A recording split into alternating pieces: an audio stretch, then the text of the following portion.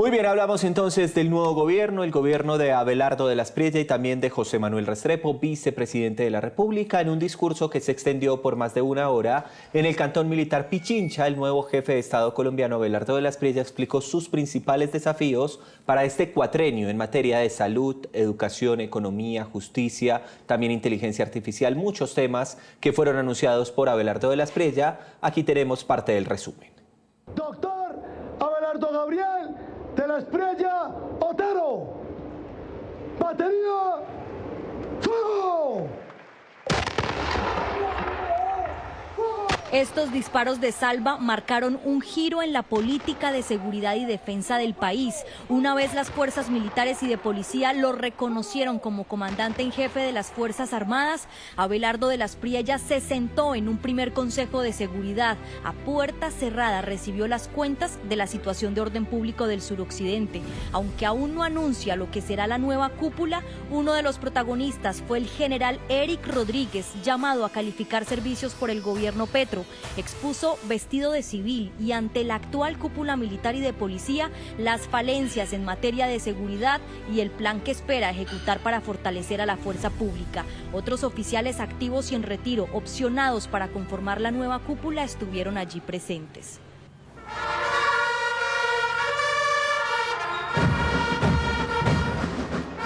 Horas antes, parado en una guarnición militar y ante miles de uniformados de la fuerza pública, el presidente de la Espriella impartió su primera orden a las Fuerzas Armadas. En las próximas horas, mi gobierno expedirá el listado de grupos narcoterroristas con el propósito de dotar a nuestra gloriosa fuerza pública de instrumentos eficaces para el combate frontal del crimen. Anunció el comienzo de la recuperación del orden y la libertad y para garantizar ese cumplimiento dijo que expedirá decretos que le den garantías a la fuerza pública para arreciar contra los ilegales. La opción del diálogo está completamente agotada. El Estado históricamente fue suficientemente noble.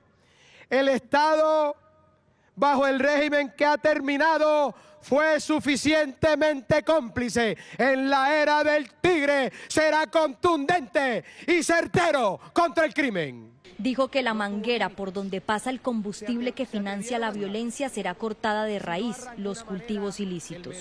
Voy a implementar la fumigación con herbicidas de última generación que no causan daño a la salud humana. No contravienen el mandato de la Honorable Corte Constitucional y no afectan de ninguna manera el medio ambiente. Se acabaron las concesiones a los grupos armados ilegales, dijo el nuevo jefe de Estado, y anunció que Colombia va a suscribir el escudo de las Américas para, en alianza con países del hemisferio, combatir el narcotráfico. 4 de la tarde, 6 minutos. Abelardo de la Espriella, una vez tomó posesión, se dirigió a los colombianos. Son varios los mensajes que envió en este primer discurso. Habló de la Jurisdicción Especial para la Paz, de la JEP, y de la independencia de las ramas del poder público. Aquí tenemos los detalles. Queridos compatriotas, en la hora y 15 minutos que duró su primer discurso como presidente de la República, Abelardo de la Espriella dijo que en su gobierno habrá respeto absoluto por la separación de poderes. Respetaré la independencia de cada una de las ramas del poder público, porque así me lo exigen mi formación académica, mi trayectoria profesional y mi visión del Estado. La relación entre el Ejecutivo y el Legislativo estará guiada por un principio inquebrantable de transparencia. No habrá acuerdos personales ni negociaciones ocultas. El diálogo será institucional. La hoja de ruta está trazada por una relación independiente del Estado, en donde la rama judicial, según el nuevo mandatario, podrá operar sin obstáculos. La Corte Suprema de Justicia, la Corte Constitucional y el Consejo de Estado encarnan las más altas garantías de la nación. Mi gobierno no va a interferir, no va jamás a atacar o a desafiar a los jueces. Nunca los señalaré, ni pretenderé invadir competencias que la Constitución le ha confiado a otras autoridades. Reconoció además que ha sido uno de los críticos de la Jurisdicción Especial para la Paz y también señaló que revisará con rigor la naturaleza de este tribunal especial que surgió tras el acuerdo de paz. Respetaré el orden jurídico vigente, sin que ello signifique renunciar al deber de revisar con absoluto rigor la naturaleza y los efectos de una jurisdicción que nació desconociendo la voluntad popular. La verdadera reconciliación descansa sobre la dignidad de las víctimas, el imperio de la ley y la certeza de que en Colombia ningún crimen atroz volverá a ser tratado con guantes de seda. Y terminó su discurso cerrando la puerta a una eventual constituyente. En mi gobierno no se abrirá camino a una constituyente de ninguna naturaleza. No creo en asambleas convocadas para alterar las reglas de la República, prolongar el ejercicio del poder o rehacer las instituciones al capricho de quienes gobiernan. El nuevo mandatario dijo que ejercerá su mandato únicamente por el periodo establecido en la Constitución. Muy bien, vamos entonces a analizar estos discursos, precisamente estos anuncios hechos por el presidente Abelardo de la Espriella. Rodrigo Pombo es abogado, analista político, es también analista consultor, está con nosotros, ha participado de varios programas en televisión. Gracias por estar con nosotros. Oiga, muchísimas gracias por invitarme hoy sábado festivo. Se los agradezco mucho, Pablo. Qué pena interrumpirle el descanso, pero es que estamos tratando de entender un poco todo esto. No, lo digo sin ironía ninguna. Es un privilegio estar con ustedes hoy sábado festivo. Claro que sí. Bueno, hablemos de varios de los anuncios hechos por el presidente Abelardo de la Espriella y yo quisiera arrancar con esto que muchos califican un giro inmediato en, digamos, políticas de seguridad, en políticas de relaciones con las ramas del poder público, por ejemplo, con las altas cortes. Cuénteme un poco cómo ve usted el aterrizaje, la llegada del presidente Abelardo de la Espriella como el presidente de los colombianos al Ejecutivo. Pues mire, excepción hecha del toque y el tinte religioso, que ciertamente creo que sorprendió a más de uno y que dejó mucho para bien, para mal, que decir de la posesión presidencial. Lo cierto es que el doctor Abelardo de la Espriella, y yo diría todo su equipo, empezaron con pie derecho, empezaron con una extrema coherencia, como él mismo se autodenomina, frente a una posición vertical, y yo no dudaría en calificar como reaccionaria. La promesa de valor de este gobierno, antes que nada y primero que todo, es reaccionar frente a los enormes e históricos errores del gobierno del doctor Gustavo Petro y del pacto histórico, en temas de corrupción y de moralidad administrativa, en temas de orden público y seguridad, en temas de relaciones internacionales, especialmente con los Estados Unidos y el Estado de Israel, y por supuesto en temas sociales en donde la salud es sin la más mínima duda el grande tema en este momento. Claro, hay otros temas no menos importantes, pero menos, digamos, urgentes, que fueron tocados y que pues evidentemente están en el orden del día. Todo el tema de ordenamiento territorial con las APAs, ZAPAs, TECAMES, jurisdicciones indígenas, etcétera. Está el tema de la infraestructura, que fue muy bien desarrollado en el discurso presidencial inaugural, y también se tocó el tema pues digamos, el tema laboral, etcétera, etcétera. Cierro con esto. Me parece que el mensaje de institucionalidad transparente con respeto a las otras ramas y órganos del poder público, bajo la idea de la transparencia, todo sobre la mesa y dentro de un franco diálogo institucional, creo que también es una apuesta reaccionaria a lo que padecimos los 50 millones de colombianos en los últimos 4 años, en donde el presidente de la República amenazaba impunemente a altos magistrados de las altas cortes, a consejeros del Consejo de Estado, señalaba, denunciaba a los magistrados cuando tomaban decisiones en providencias que no eran de su gusto o de su agrado. Ese tipo de señales de respeto a la institucionalidad son muy bienvenidas en un Estado de derecho. Y hablando de señales de respeto a la institucionalidad y a la Constitución, dice de entrada que no a una constituyente. Dice de entrada que no con una constituyente, pero es creíble, porque recordará usted que el doctor Petro en campaña, incluso de manera muy simbólica, dijo que firmaba sobre mármol que no a una constituyente, pero claro, fue el presidente que la impulsó, cuyos áulicos y cuyos promotores estaban muy cercanos al poder presidencial, pero no solo eso. Recordará usted que personajes tan importantes en la vida analítica de este país como Pedro Medellín han informado que este gobierno ha expedido más de 2.485 decretos. Este gobierno decretó el estado de excepción y de conmoción para legislar por decreto como nunca antes se había visto. Este gobierno, entre otras cosas, fue uno de los que más concentró el poder en desmedro de la descentralización administrativa, de la centralización territorial. Y todo eso lo hizo en contra de lo que había prometido en campaña y en su vida de oposición. En cambio viene el doctor Abelardo de la Espriella y dice que no va a promover una constituyente y todo el mundo le cree porque evidentemente no ha dado muestras de querer subvertir el orden constitucional. De tal manera que la diferencia no solo está en el mensaje, sino en la credibilidad que acompaña el mensaje. Quiero preguntar sobre un tema que tiene que ver entonces con la criminalidad. Quiero preguntarle porque él dice lo siguiente, y abro comillas, él dice, este fue un Estado cómplice con los grupos irregulares, un Estado que entregó parte del territorio precisamente a los grupos irregulares, y habla de un giro inmediato en la política de seguridad en torno a decisiones que de entrada ya está tomando, por ejemplo, el traslado de cabecillas de la cárcel de Itagüí, y dice que va a tomar otras decisiones. Quiero preguntarle sobre eso. ¿Usted cómo ve esa política de seguridad de entrada frente a esas decisiones y qué opina de que él considere que el presidente Gustavo Petro, saliente, fue cómplice o le dio gabelas a los grupos irregulares? Empecemos por lo último.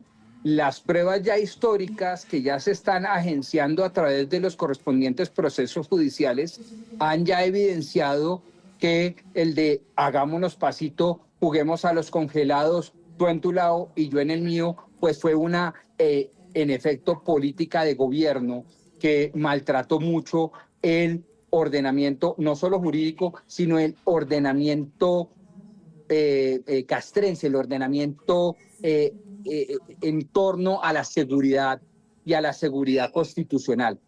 Eso es una realidad de apuño y eso evidentemente se estaba manejando desde la oposición en los debates congresionales, pero faltaban ciertas pruebas que ya hoy en día la opinión pública conoce lo suficientemente bien. De tal manera que es un hecho hoy histórico la realidad de la convivencia malsana, inconstitucional, además de inmoral, entre el gobierno del doctor Gustavo Petro y los grupos armados organizados y grupos terroristas, en donde prácticamente la tesis era, para que haya menos muerte, pues ni usted me ataca, ni yo lo ataco, hagámonos pasitos, juguemos a los congelados, pero eso sí, que la criminalidad siga campante. Sube enormemente la extorsión, evidentemente la inseguridad se duplica, la muertes de líderes sindicales y desde el punto de vista de los derechos humanos sí que es importante advertir el fracaso de la paz total de cara a las estadísticas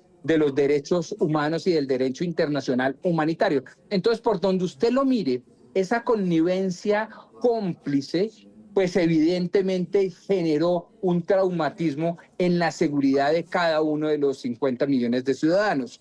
Y eso es lo que se sucedió. Por lo tanto, la respuesta que está ofreciendo el gobierno de Abelardo de la Espriella no solo era predecible, sino absolutamente necesaria.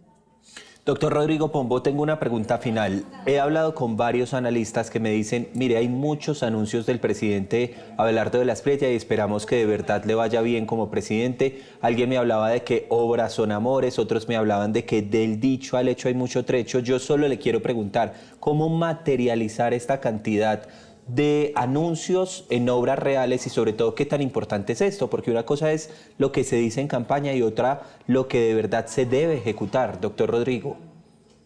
Pues de entrada tiene que haber una madurez política de un outsider y esa madurez se ve atravesada por el hecho de que hay que hacer política con los políticos que son más de 260 congresistas en el Congreso, porque de sus promesas de valor, de sus promesas hacia el público, cerca del 30-35% son ejecutables de la mano del Ejecutivo. Las otras vienen de la mano también del Legislativo, del Congreso de la República. Entonces, lo primero es que tienen que asincerarse y madurar la relación política para con el Congreso.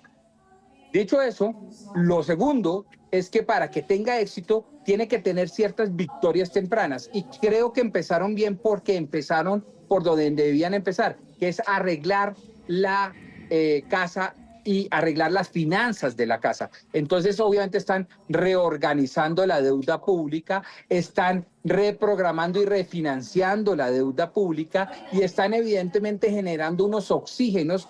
Por ejemplo, la idea de los 9.000 millones de dólares que se nos van a prestar de manera inmediata, esos son todos bocanadas de oxígenos para que tanto la seguridad como las políticas de justicia social, especialmente en la salud, como el tema de energía, pues esas tres problemáticas que acusan más o menos, dicen los expertos, entre 60 y 80 billones de pesos, pues puedan ser rápidamente solucionadas. De manera tal que lo segundo es arreglar rápidamente las finanzas públicas hasta donde mejor se pueda para dar victorias tempranas. Y por último, claro, evidentemente ser perseverante, como decía el propio Winston Churchill. Al fin y al cabo, Churchill decía que el éxito es ir de fracaso en fracaso sin desfallecer, sin desmotivarse. Y lo que se requiere en ese momento es que el señor presidente Abelardo de la Espriella persevere, insista, de manera continuada, cotidiana, en sus políticas de gobierno, que a mi modo de ver son políticas correctas en lo que en este momento necesita el país. Esa frase no solo le sirve al presidente, sino a todos, ¿no? Ir de fracaso en fracaso hasta que encontramos el éxito. Eso hay que aplicarlo para todos los que somos soñadores, doctor Rodrigo. Esa es una frase hermosísima. Creo que era en My Early Life, en mi vida temprana, decía, ¿en qué consiste el éxito? El éxito consiste en ir de fracaso en fracaso sin desfallecer. Es una muy bella frase de un gran líder político que ciertamente salvó a la humanidad de las fauces del nacionalsocialismo de Adolfo Hitler. Acá la anoté y la voy a aplicar. Rodrigo Pombo, gracias, un abrazo. Gracias por estos minutos hoy sábado después de este festivo. A ustedes muchísimas gracias y que tengan un lindo fin de semana.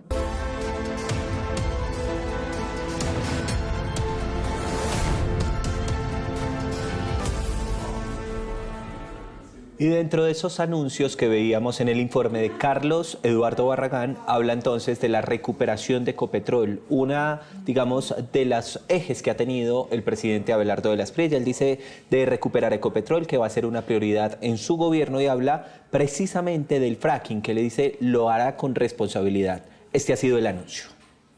Recuperar Ecopetrol será una prioridad definitiva y absoluta de mi gobierno, queridos compatriotas.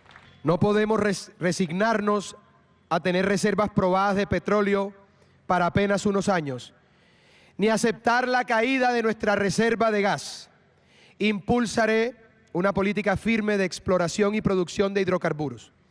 Anuncio que se autorizará, bajo los más altos estándares técnicos y ambientales, el desarrollo del fracking responsable y sostenible. Gracias a esta decisión podremos garantizar nuestra seguridad energética y evitaremos que continúe el empobrecimiento sistemático de nuestro país.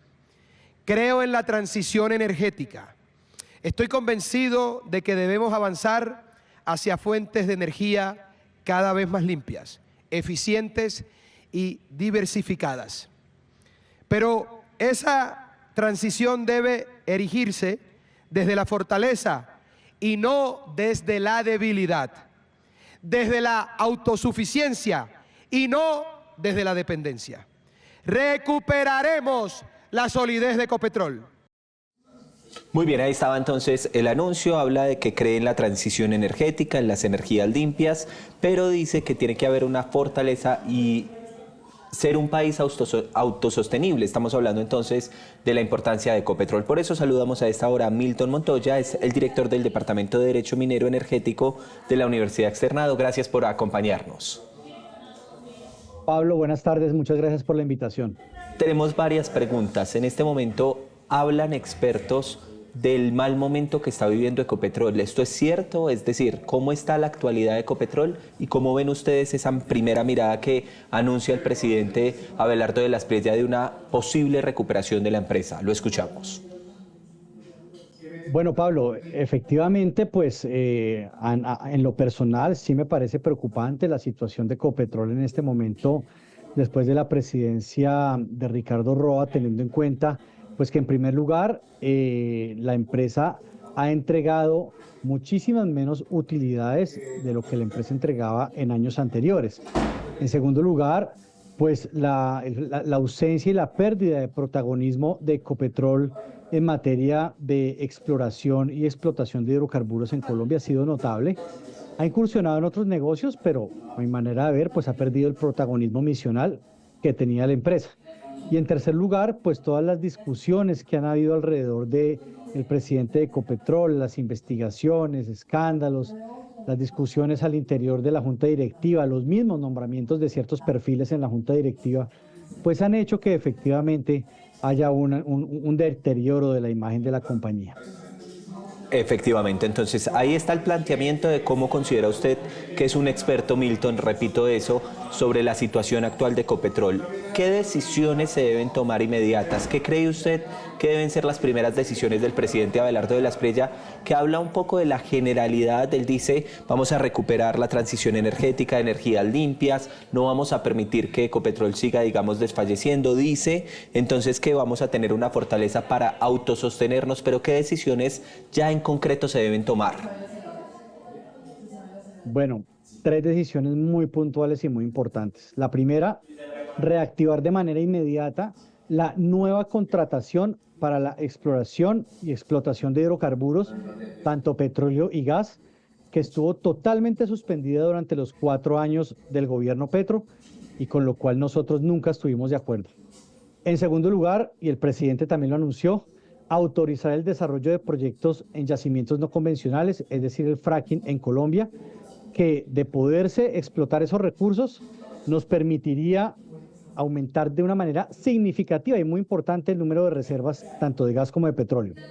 Y en tercer lugar, que finalmente Ecopetrol ocupe esa posición de liderazgo de nuevo que tenía en materia de hidrocarburos, liderando nuevos proyectos. ¿Por qué no los proyectos de fracking en Colombia, pero también en la búsqueda de nuevos negocios afuera del país?